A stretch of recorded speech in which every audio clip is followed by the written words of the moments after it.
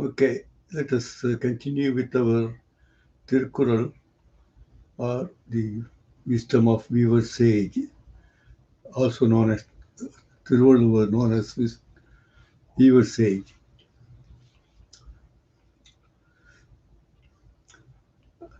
Today I am continuing the study of Tirukkural by Tiruvallur.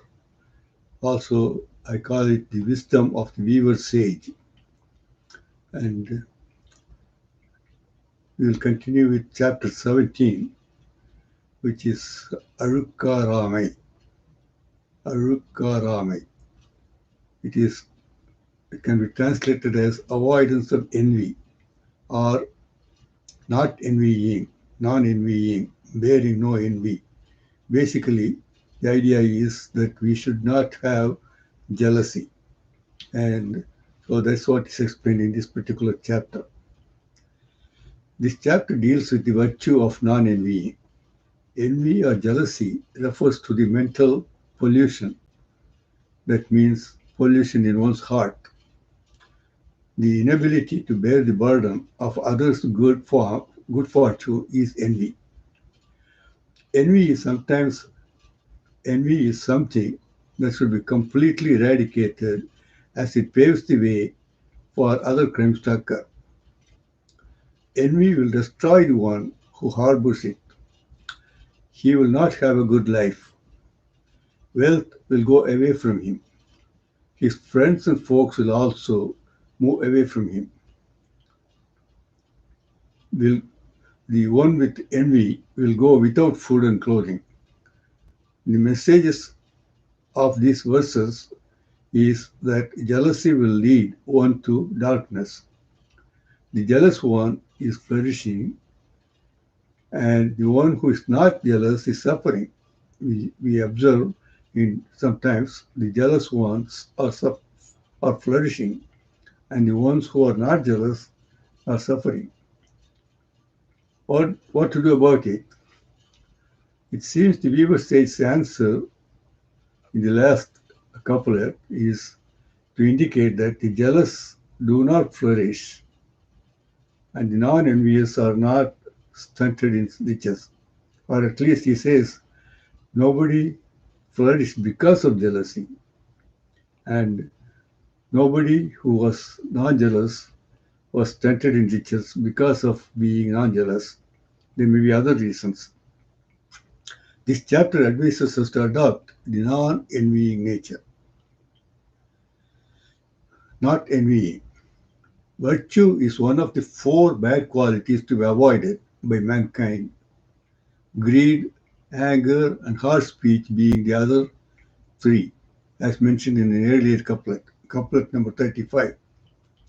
Because envy gives room for all other evils, the weaver sage puts envy ahead of the evils to be avoided. Non envying is an essential virtue for being a proud human being. This chapter teaches evil, how to prevent evil thoughts resulting from the quality of envying over the good fortune of others.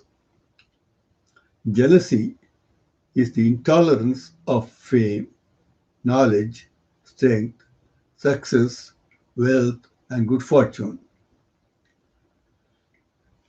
consumption, beauty, pride, courage, health, and so on. Jealousy is the result of being unable to tolerate others having the above good things in life and not having the skills to obtain them for oneself. Some tend to consider it is all right to be jealous of others' education, fame, career, etc. But jealousy is different. The competitive attitude of thinking that one should be superior to others is different. Competitive attitude helps one to be motivated. Jealousy leads to destruction.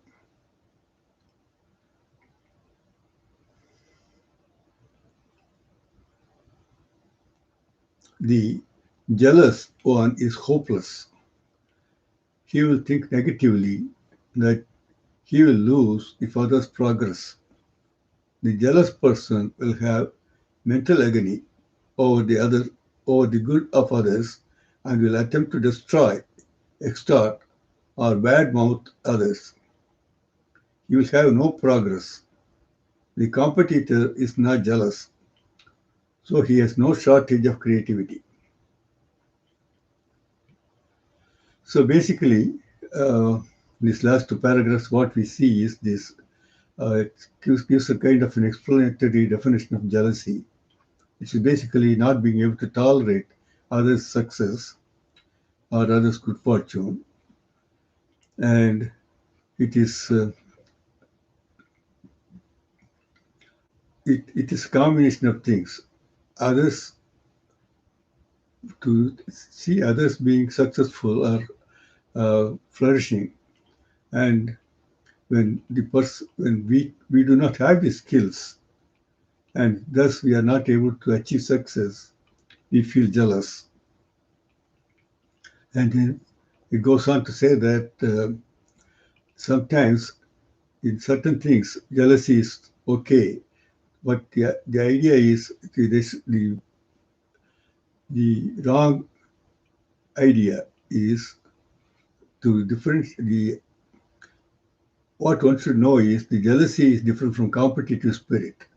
A competitive spirit is one where one sees others succeeding and tries to see what kind of skills they have and try to develop those skills or put in the extra effort to win.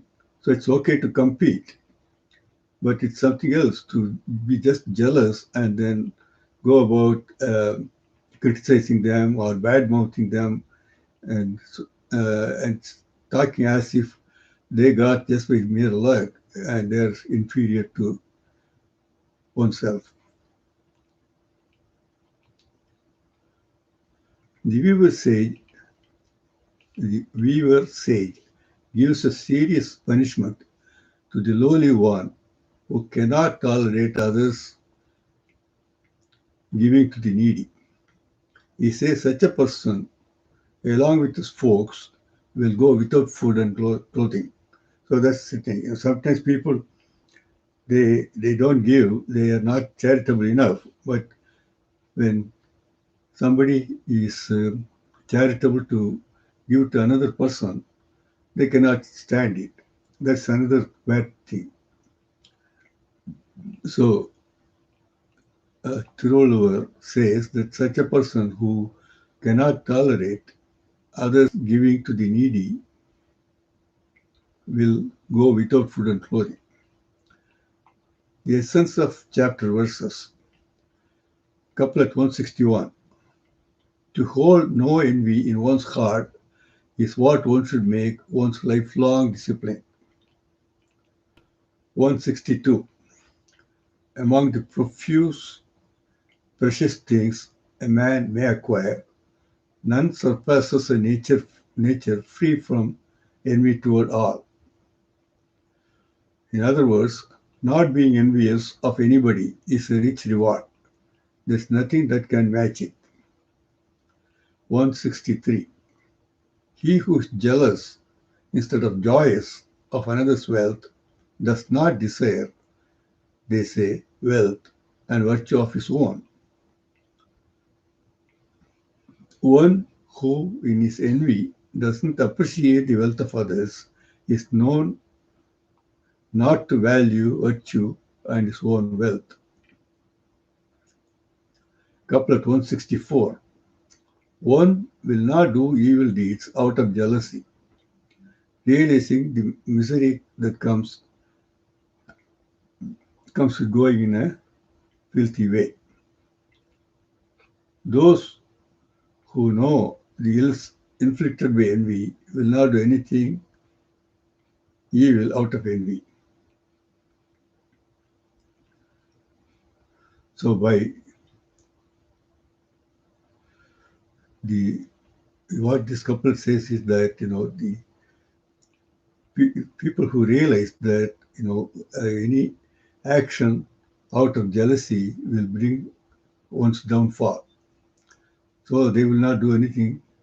They will avoid envy or jealousy, and that way they can avoid uh, acting bad or doing harm. Couplet 165. A man's own envy is enough to forge his ruin, even though he has no other enemies. For destruction to be caused, there is no need for outside enemies.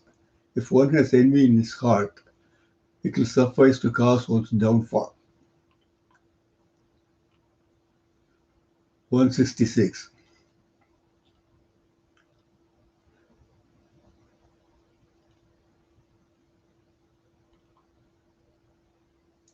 If envy is envy on others of their charity, that will affect him without food and cloth, along with his family also in future.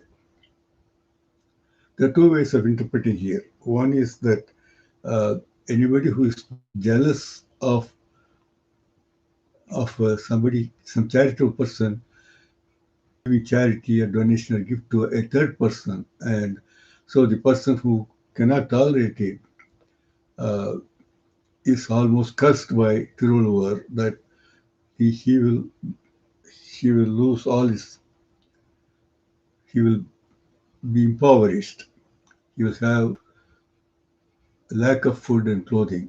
Not only that, once he doesn't have these things, all his folks, relatives, everybody, friends, everyone will leave him. That's one interpretation. Another way to interpret this couplet is that one who is jealous of somebody giving charity, giving gift, will lose his essentials like clothing and food. Not only that, even his relatives and friends will also lose because of that. Because when he's like that, people start disliking, and anybody who associates with such a person will also be despised by the people. 168, I'm sorry, 167.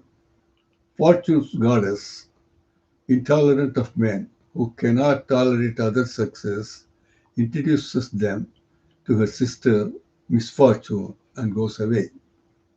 So, for Fortune's goddess is supposed to be Lakshmi, and the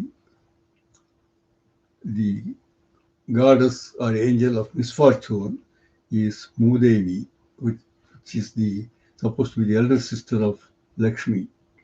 So one who cannot tolerate another's success, then Lakshmi, the fortune's goddess, will get away, and not only go away, so give this person, hand over this person to misfortune, goddess of misfortune. It's good luck, desert envies, and bad luck occupy him.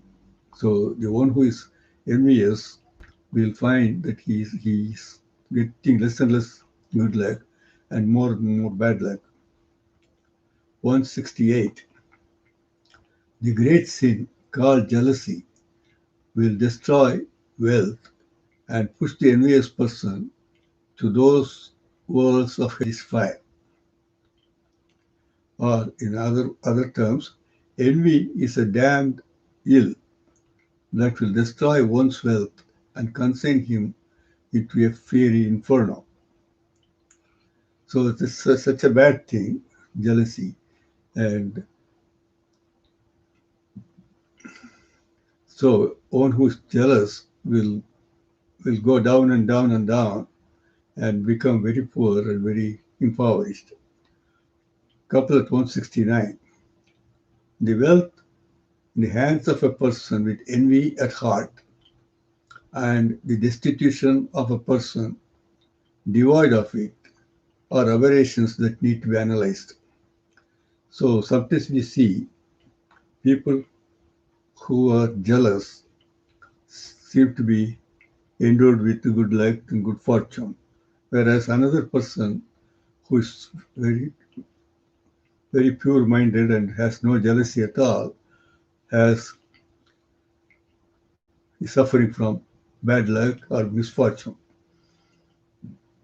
So in couplet 169, he simply says, this is something to be analyzed, or it is worth pondering that good men may be poor while the envious in heart prosper. Couplet 170. An envious person doesn't ever attain glory. Of those who have no envy, there is none who has fallen from glory. Or a better way of saying this actually what this couplet 170 says is none prospered on envy, as well as none had gone poor being envious. So if a person with envy has good fortune, it is not because of envy. It may have some other good quality, something else, but it is not the jealousy that brought him good fortune, and vice versa. If a person who is not jealous but still feels uh, impoverished, bad luck, and so on, that only means that's not because he was non jealous, it's in spite of being non jealous, there is something else that's going on. So, this is a very simple chapter, but it's a very important quality that is being stressed here. It is one of the base instincts of human beings to be jealous when one cannot achieve and when seems to be achieving something that one wants to achieve, then they, instead of trying to overcome their deficiency and working hard, sometimes they tend to feel jealous. And then that results in other bad things like bad mouthing, criticizing them, making fun of them, and so on. It happens everywhere when a particular section of the society or particular community or particular region is flourishing. The those who are not flourishing due to laziness, due to community laziness or societal laziness, societal bad habits, uh, but they will be making fun of those who are flourishing. And the jokes about a particular group of people by another group, another religion, another society, another state is always like that. They are just jealous, but they cannot compete with them. So they make fun of them and have some satisfaction. So that's the kind of a thing. So that's what will happen at individual level or society level if one is not developing the skills, not trying, but still cannot tolerate others succeeding. It is given as one of the worst habits, one of the four real bad things, or what's called bad opposite of dharma. Four bad uh, attitudes, bad practices, bad uh, habits, etc. is this jealousy, greed, anger, and harsh speech. So uh, we will open up for discussion when we meet next time, and we'll try to discuss some examples from real life. And also, uh, it only says we should avoid jealousy, but we should think about how to practice it on a day-to-day basis. When we get jealousy or when someone gets jealous, we should, instead of criticizing them, or uh, we should analyze and then try to see how we can overcome the jealousy. We either develop the skill, or sometimes we may not need it. We don't have to worry about not getting that which is uh, which is not essential. So there are several ways of overcoming jealousy, but it has to come by introspection, thinking about it, and then constant practice. So long until we meet next time.